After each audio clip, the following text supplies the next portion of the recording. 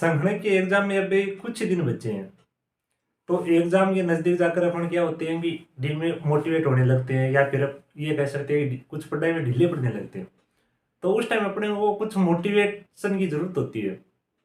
तो आज अपन इसी को लेकर चर्चा करेंगे कि संगणक की जो पोस्टिंग है वो कैसी होती है, प्रमोशन कैसे होता है। क्योंकि ये दोनों ही चीजें आज के दिन आप जो पढ़ाई कर रहे हो उससे जुड़ी हुई है। यदि आज आप और अच्छे से पढ़ाई करोगे, जो दिन शेष है एग्जाम में, इन दिनों में आप और ज्यादा पढ़ाई करोगे तो आगे जाकर आपको पोस्टिंग में, प्रमोशन में फायदा होने वाला है। तो इन दोनों के जरिए मैं आपको कुछ चीजें बताऊंगा। तो पहले अपन चर्चा करते हैं पोस्टिंग के बारे में। पोस्टिंग की नॉर्मल सी सबकी सोच रहती है कि भाई अपने को नजदीक से नजदीक पोस्टिंग मिल जाए, जहां पे अपना घर है उनके पास में मिल जाए। तो संगणक की देखो पोस्टें होती कहां कहां पर है। लगभग वर्तमान फिलहाल की बात करें तो संगणक की लगभग 900 के आसपास पोस्टें हैं पूरे राजस्थान में। इन पोस्टों में से एक तो भाई इनकी पोस्टें होती कहां पर है, अपने को पोस्टिंग मिलेगी कहां पे। पहले मैं इनके बारे में थोड़ी बहुत चर्चा कर चुका हूं, आज फिर से बताता हूं।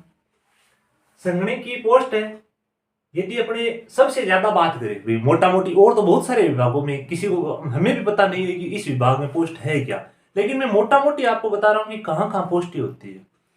तो अपने नजदीक से नजदीक एक तो जहां पर अपना ब्लॉक है, ब्लॉक मतलब जहां पे पंचायत समिति है, मोटा मोटी जहां पर तहसील उपखंड है वहां पर पंचायत समिति भी है। तो एक तो होता है ब्लॉक, ब्लॉक में होता है ब्लॉक सांख्यिकी कार्यालय।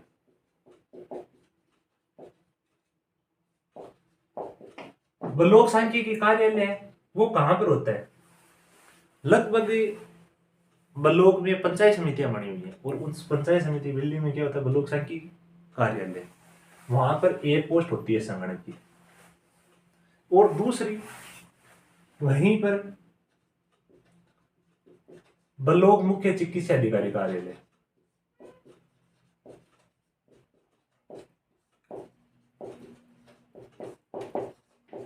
ब्लॉक मुख्य चिकित्सा अधिकारी कार्यालय, या फिर अपन को इसको कह सकते हैं डीसीएमओ कार्यालय।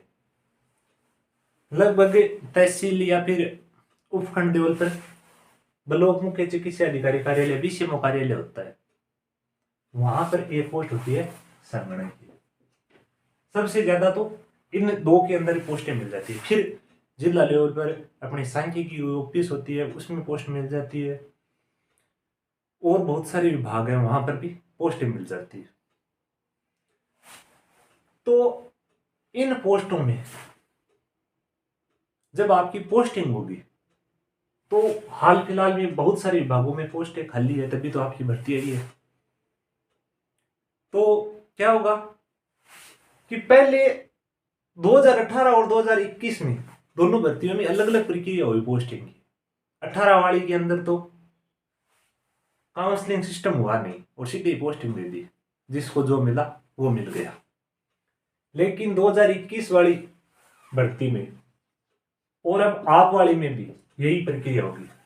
काउंसलिंग, काउंसलिंग में क्या होता है, काउंसलिंग में जो सीटें खाली है वहां पर सबको बुलाएंगे जिनका सिलेक्शन होगा। सिलेक्शन हुआ है उनको बुलाएंगे, सीटें दिखाएंगे कि ये सीटें हैं। ऑनलाइन सब सिस्टम होगा, उन सीटों में आपको सीट चुननी होगी कि मुझे यहाँ जाना है। अब तो वाह भाई मौज लग गई, नजदीक वाले चुन लेंगे, फिर तो ऐसे नहीं चुनने देंगे। वो चुनने के लिए क्या करना पड़ेगा, वो सिस्टम होता है रैंक वाइज। जिसकी जो रैंक है उसको पहले बुलाते हैं। अब जैसे मान लो कि कोई जयपुर का है, उसकी पहली रैंक आई है तो सबसे पहले बुलाएंगे भाई तू बोल कहाँ लेगा, तो वो जयपुर वाले कहेगा ये लूंगा। अब दूसरा है उसकी 15वीं रैंक है, वो भी वही लेना चाहता है, तो वो तो पहले वाला ले गया, आपकी क्या बचा, अब आप तो दूसरी देखो। तो जितनी ज्यादा लास्ट में रैंक आएगी उसके उतने ज्यादा ऑप्शन कम होते जाएंगे।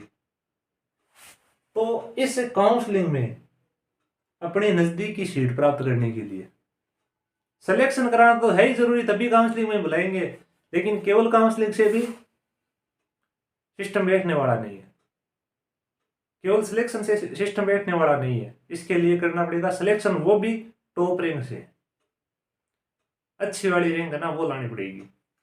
क्योंकि काउंसलिंग में पहले महिला उम्मीदवार है या फिर जो महिला सिलेक्टेड हुई है उनको सीटें दे दी जाती है, विकलांगों को दे दी जाती है, फिर जो भी कैटेगरी वाइज है उस हिसाब से अलॉट होती है। तो इसे काउंसलिंग में अपना गृह अवलोक प्राप्त करने के लिए, अपना नजदीकी पोस्टिंग स्थल प्राप्त करने के लिए सिलेक्शन तो करवाना है ही है, लेकिन वो भी टॉप रैंक के साथ सिलेक्शन करवाना है। यदि अब थोड़ा बहुत आपने टाइम खराब किया तो फिर ये टॉप रैंक वाला सिस्टम बैठेगा नहीं। फिर बात करते हैं अपने प्रमोशन के बारे में। कई बार कमेंट भी आता है कि प्रमोशन होता कैसे है, जब तक जॉब नहीं लगते हैं तब अपन कई बार ये सोचते हैं अच्छा काम करते हैं तब प्रमोशन होता होगा, सुनते भी हैं, लेकिन वो क्या होता है बेल्ट वाली जॉबों में होता है। जो भी सिविल सर्विसेज है, नॉर्मल सर्विसेज, उनमें काम अच्छे से, उनसे ज़्यादा प्रमोशन में फर्क नहीं पड़ता। हाँ बस ये है कि सर्विस बुक में ज़्यादा रेट पे नहीं चला होना चाहिए, या फिर मतलब ज़्यादा कोई कार्रवाई वगैरह वो नहीं होनी चाहिए, उससे जरूर फर्क पड़ता है। प्रमोशन होता है अपनी, एक तो सर्विस हुई कितने साल की है, या फिर अपन को कई बार कमेंट में ये लड़के पूछते हैं कि प्रमोशन कितने साल में हो जाता है। भैया प्रमोशन का कोई निश्चित टाइमिंग नहीं है कि इतने साल में प्रमोशन हो जाएगा। प्रमोशन का ये सिस्टम रहता है कि जो भी आगे वाली सीट है इनका संगणक आगे प्रमोशन होगा एसआई, स्टैटिकल इंस्पेक्टर में। तो जितनी एसआई की पोस्ट खाली हुई है, या तो एसआई है वो आगे प्रमोटेड होकर एएसओ बन गए हैं, या फिर कोई दूसरी सर्विस में चले गई है। एक साल में जितनी मान लो कि 25 सीट खाली हुई है एसआई की, तो 25 को प्रमोशन होगा। यदि उस साल 30 खाली हुई है तो 30 का प्रमोशन होगा, इस हिसाब से। तो प्रमोशन का कोई निश्चित सिस्टम नहीं है कि इतने जनों का प्रमोशन हो जाएगा। कभी 20 का भी हो जाता है, कभी 50 का भी हो जाता है किसी साल। तो जब भी डीपीसी आयोजित होती है इस हिसाब से प्रमोशन होता है। तो फिर अब प्रमोशन में रहेगा क्या फर्क पड़ा वो बताता हूं मैं। प्रमोशन में क्या होता है कि मान लो कि 300 जनों की भर्ती है, 300 में किसी की तो रैंक आई है 300वीं और किसी की आई है फर्स्ट रैंक। इसका मैटर करता है प्रमोशन से। हर साल 20 भी हो सकती है, 50 भी हो सकती है। मान लो कि 30 जने प्रमोटेड हो रहे हैं, 30 प्रमोटेड हो रही है फर्स्ट रैंक। अब ये प्रमोशन होता है ना, ये होता है रैंक के हिसाब से। फर्स्ट वाला है उसकी सीनियरिटी सबसे पहले आएगी इन 300 में, सेकंड वाले की उसके बाद, 300 वाले की लास्ट सीनियरिटी होगी। अब 30 जनों का प्रमोशन करना है तो पहले जो 30 रैंक की है ना, टॉप 30 रैंक, उनका क्या हो जाएगा, प्रमोशन हो जाएगा। अब यदि 30 साल हर साल हो रहे हैं तो फर्स्ट रैंक वाला तो पहले साल में हो गया, और 300 रैंक है उसका 10 साल, यानी पहली रैंक और 300 रैंक के बीच में कितने साल का अंतर आ गया प्रमोशन का, 10 साल का अंतर आ गया, 10 साल का अंतर। तो इसलिए भी आपको पढ़ना पड़ेगा यदि प्रमोशन जल्दी करवाना है, पोस्टिंग अपने नजदीक लेनी, तो सिलेक्शन तो करवाना है ही है, और वो भी टॉप रैंक से सिलेक्शन करवाना है, तब ये दोनों चीजें मिलेगी आपको। तो मोटा मोटी अब आपको इतनी जानकारी आवश्यक है कि ठीक है प्रमोशन होता है कैसे होता है, मोटा मोटी मैंने वो सिस्टम बता दिया। पोस्टिंग कहाँ होती है कैसे होती है वो भी बता दिया। अब जो इतने दिन बच्चे है ना, 20-25 दिन, इनमें ढंग से पढ़ाई करो और टॉप रैंक हासिल करो, ताकि इन दोनों चीजों में फिर आपकी दिक्कत नहीं आएगी। किसी भी हालत में 8-10 घंटे हर दिन पढ़ना ही पढ़ना है, इससे कम आने नहीं देना है। किसी भी इधर उधर के बहाने में पढ़ाई खराब नहीं करनी है, पढ़ना है। Thank you.